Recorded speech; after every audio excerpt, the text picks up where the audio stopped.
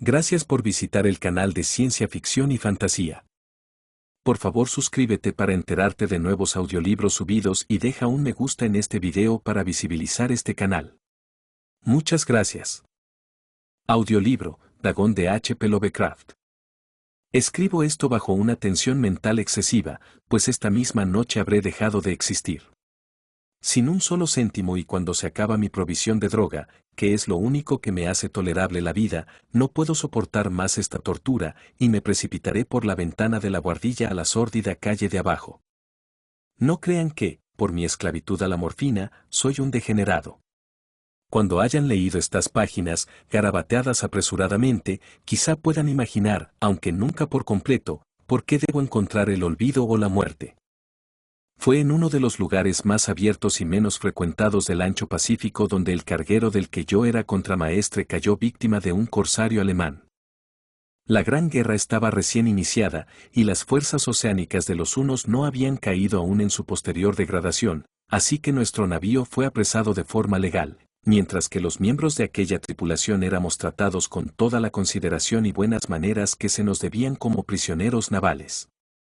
Hasta tal punto llegó esa liberalidad en la disciplina de nuestros captores que 5 días después de que fuéramos apresados logré escapar, en solitario, en un pequeño bote lleno con agua y provisiones para un largo periodo.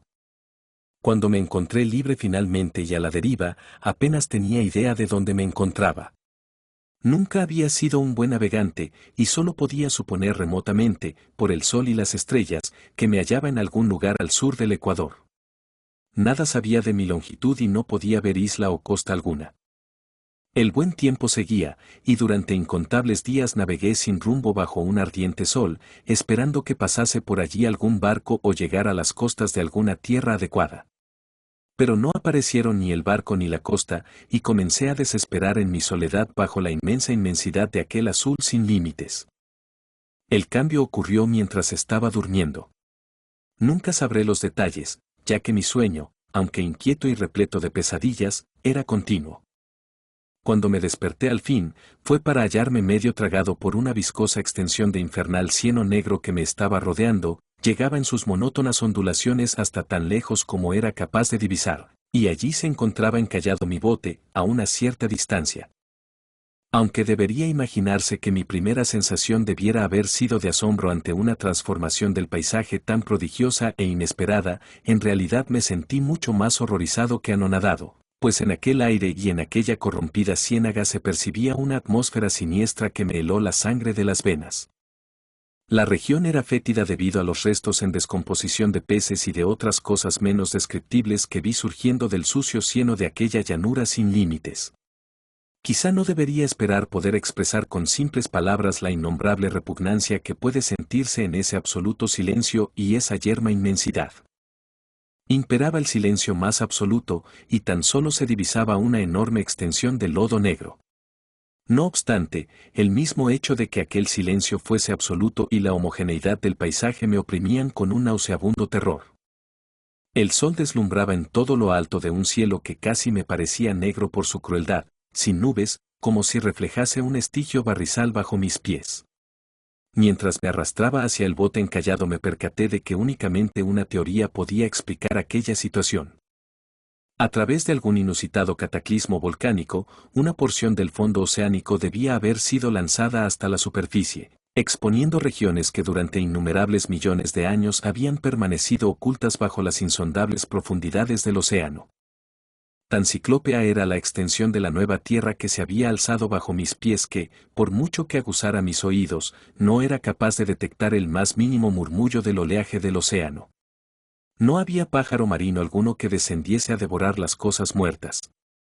Permanecí sentado durante varias horas pensando en el bote, que yacía de costado y me daba un poco de sombra mientras el sol se movía por los cielos. A medida que el día progresaba, el suelo perdió algo de viscosidad, y posiblemente pareció que se secaría lo suficiente como para permitir caminar sobre él en un breve tiempo. Aquella misma noche dormí muy poco, y me preparé un paquete al siguiente día que contenía agua y alimentos, preparándome a un viaje en busca del desaparecido mar y de un posible rescate. A la tercera mañana me encontré que el terreno estaba lo bastante seco como para poder caminar por él fácilmente. El hedor a pescado era bastante insoportable, pero yo estaba muy preocupado con cosas más importantes como para molestarme por un mal de segundo orden, y partí con audacia hacia una desconocida meta. Durante todo el día caminé sin pausa hacia el oeste, guiado por un montículo lejano que se alzaba más alto que cualquier otra elevación de aquel ondulado desierto. Aquella noche acampé, y al día siguiente proseguí mi viaje hacia el montículo, aunque este parecía un poco más cercano que cuando lo había divisado la primera vez. En la cuarta mañana había alcanzado la base del montículo, que resultó ser bastante más alto de lo que parecía en la distancia, y un valle intermedio lo hacía destacar con mayor relieve aún sobre la superficie general. Estaba ya demasiado cansado para ascender y me dormí a la sombra de la colina. No sé por qué tuve unos sueños tan locos aquella noche, pero en cuanto la pálida, fantasmagórica y deformada luna se alzó sobre la llanura del este, me desperté bañado en un sudor frío, determinado a no continuar durmiendo. Las visiones que acababa de experimentar eran demasiado fuertes para soportarlas otra vez. Y bajo el brillo de la luna me percaté de lo poco sensato que había sido al viajar de día. Sin el ardor de aquel omnipresente sol, mi jornada me hubiese costado algunas energías menos. De hecho, me sentía ahora con las fuerzas suficientes como para realizar la ascensión que me había parecido imposible la noche anterior. Recogiendo mi paquete empecé a subir hacia la cima de aquel promontorio. Ya he comentado que aquella monotonía ilimitada de la llanura ondulada era una vaga fuente de horror para mí, pero creo que mi terror fue aún mayor cuando alcancé la cúspide del montículo y pude mirar al otro lado, hacia un abismo o cañón inconmensurable que la luna, aún no demasiado alta, no llegaba a iluminar en toda su profundidad. Me creí en el límite del mundo, atisbando sobre su margen hacia un caos sin fondo de noche eterna. Mi terror estaba bañado de reminiscencias muy curiosas del paraíso perdido y de la terrible ascensión de Satanás desde los deformes reinos de la noche. Cuando la luna se levantó en el cielo, empecé a observar que las laderas de aquel abismo no eran tan perpendiculares como yo me había imaginado. Los salientes y pitones de la roca proporcionaban asideros bastante cómodos para un descenso, y tras unas decenas de metros su declive se suavizaba. Urgido por cierto impulso que no podía analizar con claridad, descendí con cierta facilidad por la pared rocosa hasta llegar a la pendiente más suave de debajo, mirando hacia esas estigias profundidades en las que ninguna luz había penetrado aún. De inmediato mi atención se posó en un enorme y bastante curioso objeto situado en la ladera de enfrente, que se alzaba verticalmente a un centenar de metros. Era un objeto que brillaba blanquecinamente ante los rayos de la luna que allí se alzaba. Pronto me convencí de que era solo una gigantesca masa de piedra, pero tuve la impresión también de que su contorno y su disposición no eran solo obra de la naturaleza. Un escrutinio algo más concienzudo me produjo unas sensaciones que no puedo expresar, pues a pesar de su enorme magnitud y su curiosa posición sobre un abismo que ya se abría desde el fondo del mar cuando el mundo era joven, me di cuenta, sin lugar a ninguna duda, de que aquel extraño objeto era un monolito cuya tremenda masa había sido la obra y quizá el objeto de culto de seres vivos y pensantes. Asombrado y con bastante miedo, aunque sin embargo con la emoción de algún arqueólogo u otro científico parecido, examiné los alrededores con mayor cuidado. La luna, cercana a su cenit en ese momento, brillaba extraña y luminosa sobre los despeñaderos vertiginosos que bordeaban el abismo, revelando así una especie de corriente de agua que fluía por el fondo, perdiéndose entre meandros en ambas direcciones y que casi llegaba hasta mis pies, allí donde me encontraba situado sobre aquella pendiente.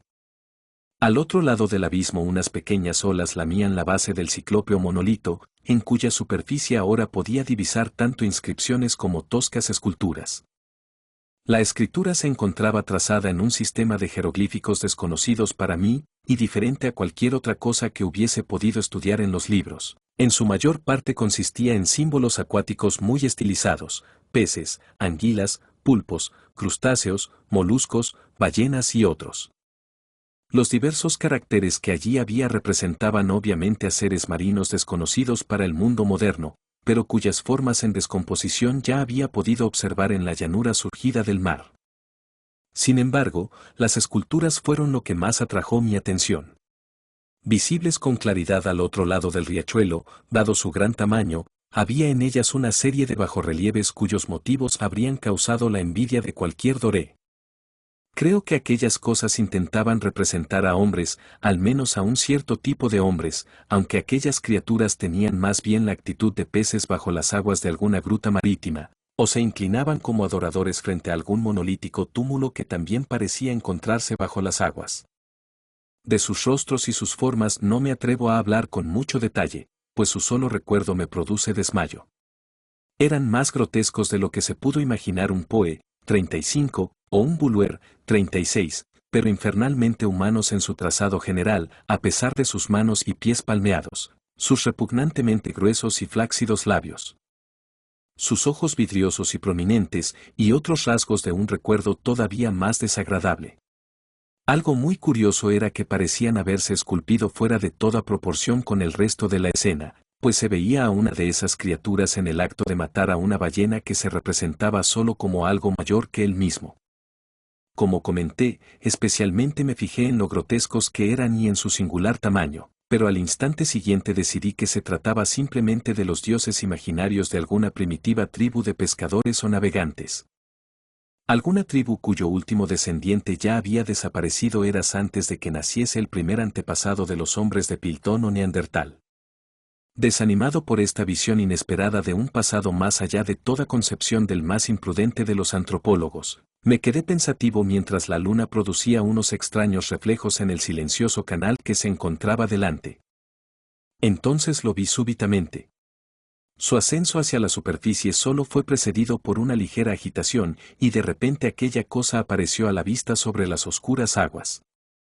Enorme, polifémica y nauseabunda, como un colosal monstruo de pesadilla se abalanzó sobre el monolito, rodeándolo con sus gigantescos brazos escamosos, al mismo tiempo que inclinaba su cabeza repugnante y emitía sonidos modulados. Creo que entonces fue cuando enloquecí. De mi escalada delirante por la pendiente y el acantilado, y de mi agitado viaje de regreso al bote embarrancado recuerdo muy poco. Creo que pasé largo tiempo cantando, y que reí en una extraña forma cuando ya no pude cantar más. Tengo recuerdos inconexos de una fuerte tormenta algún tiempo después de alcanzar el bote. Lo que sí tengo por seguro es que escuché un retumbar de truenos y otros sonidos que la naturaleza tan solo emite en sus momentos más demenciales. Cuando salí de todas aquellas sombras, me encontraba en un hospital de San Francisco.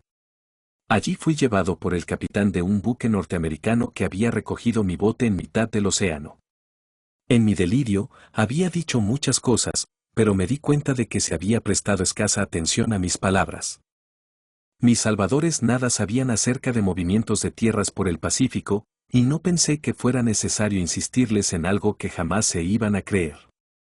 En cierta ocasión fui a visitar a un célebre etnólogo y lo acosé con preguntas extrañas acerca de la antigua leyenda filistea sobre Dagón, el dios pez, pero al percatarme enseguida de que se trataba de un hombre convencional hasta la médula, no proseguí con mi investigación.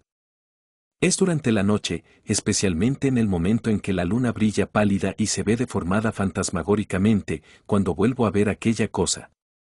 He probado incluso la morfina, pero la droga solo me ha facilitado un pasajero alivio y me ha atrapado entre sus garras convirtiéndome en su indefenso esclavo. Así que, tras haber completado mi relato, ahora acabaré con todo, para información o desdeñosa diversión de mis semejantes. A menudo me pregunto si aquello no pudo ser todo una simple fantasía, una alucinación producto de la fiebre mientras yacía, presa de la insolación y el delirio, en el bote, tras mi huida del buque de guerra alemán. Sí, me hago constantemente esa pregunta, pero siempre me llega como respuesta una visión aterradoramente vívida. No soy capaz de pensar en el profundo océano sin estremecerme ante la idea de los entes sin nombre que pueden estar arrastrándose y revolcándose, en este mismo momento, en su fondo cenagoso. Adorando a sus antiguos ídolos de piedra y esculpiendo sus propias y detestables imágenes en obeliscos submarinos de húmedo granito. Sueño con algún día en el que tal vez se alcen sobre enormes olas para llevarse arrastrando en sus fétidas garras los restos de una inerme humanidad fatigada por las guerras, un día en que las tierras se hundirán, y el oscuro suelo oceánico se levantará entre un pandemonio universal. El fin está muy cerca. Oigo sonidos en la puerta, como los de un inmenso cuerpo escurridizo que intentase forzarla. Nunca me encontrará, Dios, esa mano. La ventana. La ventana. Fin.